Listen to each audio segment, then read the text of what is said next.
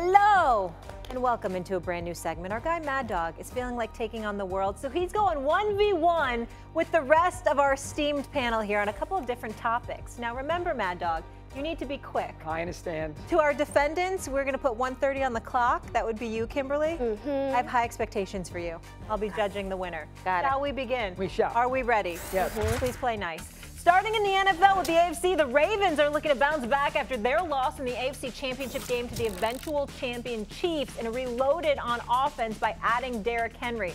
On ESPN Bet, odds makers have the Ravens with the second best odds to make it back to the AFC Championship game. Kimberly. He's shaking his head already. Kimberly, you spent a lot of time in Baltimore. Yeah. I feel like you have an unfair advantage. Are the Ravens the biggest threat to beat the Chiefs in the AFC Championship game? I would say they are. I would say no. I would give it to Joe Burrow and the Bengals. I think they're the bigger threat just because Joe Burrow as a quarterback, that's my number 2 quarterback. And to me, the quarterback is everything. He's finally healthy. The games that he has lost, he's lost by 3 points in the playoffs. Super Bowl, and then I think it was the AFC title game or divisional round. The Ravens they've lost a lot. They have a new defensive coordinator. I'm curious how they'll be, but I don't think that the Ravens are out of the picture. To me, it's like Bengals, Ravens are the 2A, 2B in that situation. Well, first off, I agree with you on Burrow. He's beaten Mahomes 3 times head-to-head in the postseason. He's beaten 3 times head-to-head in the postseason and won a championship game in Cincinnati. So Burrow has to be 1. I'm putting Aaron Rodgers number 2. You give me a game to win for my life right now in the AFC in the playoff picture. I understand he was injured, and I understand he's 40. I'm taking Rodgers over Lamar Jackson. I'm taking Allen over Lamar Jackson in the big spot, too. Look at the 2 games that Allen has played against the Chiefs in postseason play. Great last year. The kid missed a field goal. And phenomenal 3 years ago when McDermott killed the game with that squirm kick. And then for a little throwaway, I'm going to put Stroud in there.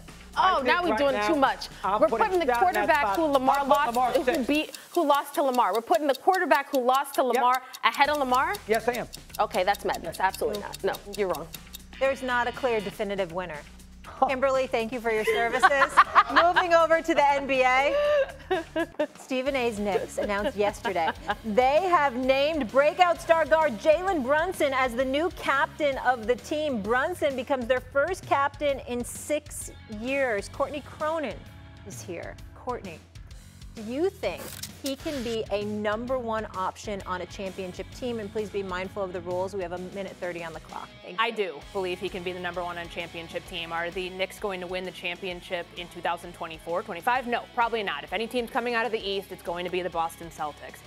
But, and I know you're going to come at me with like, oh, these small players, like, you know, you can't have a 6'3" and under guy win a championship. Isaiah Thomas, Steph Curry, and it will end up being Jalen Brunson. The core that they have around him, whether it's OG Anunoby, Julius Randle. I know all you New York people like to dunk on Julius Randle. Say, trade him away for a post player, somebody that big that can score. He can do all of those things while averaging 24 and 10.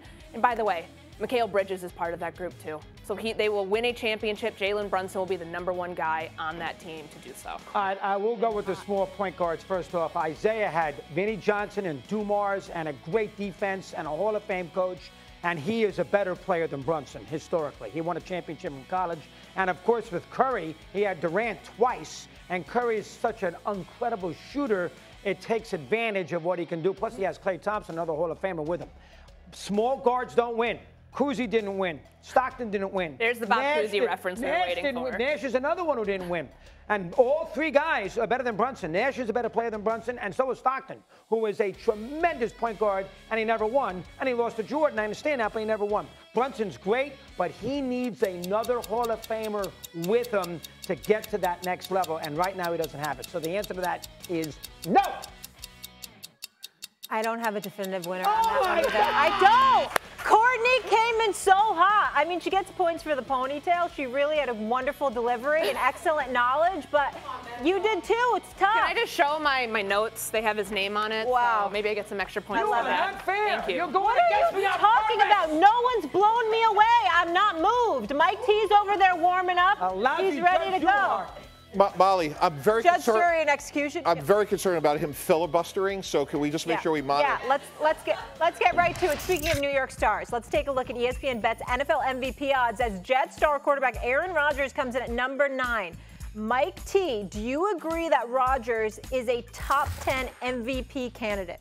No, let's just hope he gets through a season healthy. When you think about all these bright young players that we just looked at, Aaron Rodgers hasn't played well in 3 seasons. And when you're coming off an Achilles injury at 40 years old, he's not even their best offensive player. It's Breece Hall and then arguably Garrett Wilson. So how can you be an MVP candidate when you're the 3rd best option on your own team? Well, first off, it's 1 season. Last year he didn't play. 2 years ago he wasn't great. The year before that they were 14-3. That's 3 years ago.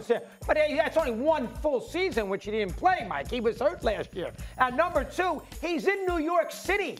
That's going to mean an awful lot. Plus, he's on a team that hasn't won in 15 years, and he's the Jets. If he goes out there and wins 12, 13 games, he's going to get a lot of sentimental votes because of what team he's on. What 40-year-old or older athlete coming off an Achilles tendon played great in any sport? Well, okay, if your argument is you don't trust his health, that's a different argument. Well, that's part of the MVP candidacy. I trust his health.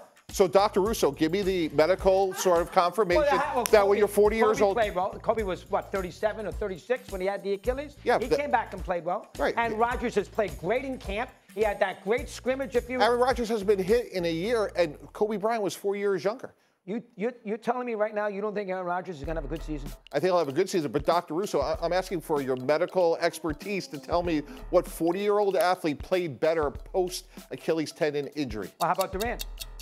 Oh, he wasn't 40. He wasn't 40. It's a totally different sport. You be quiet. I'm sorry. Do they hunt people in basketball? Because they do in football. Your whole argument he can't win the MVP is because he's 40 years old, he's got an Achilles issue. And it's unprecedented to see somebody his age come back and play at that level. Do you feel attacked? Yes, I do. I could tell you're getting loud, a little defensive. I'm getting nasty. It's okay.